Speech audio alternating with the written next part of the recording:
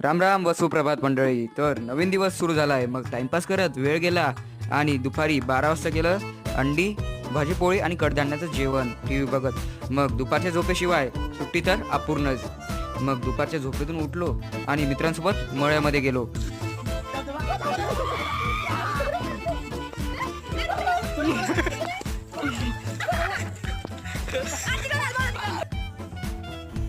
मजा आया.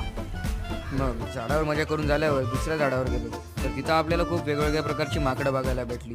ही माकडं खूप वेगवेगळ्या पाण्यावर चढलेली होती आणि चिक्कू तोडून खात होती. मग एक मोठं माकड बघायला भेटलं. घरी आलो आणि संध्याकाळी निघालो जिमला.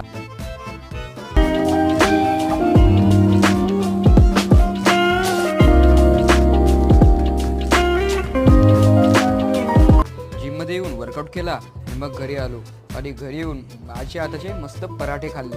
तर असा काही होता आजचा दिवस. तो उद्या पुन्हा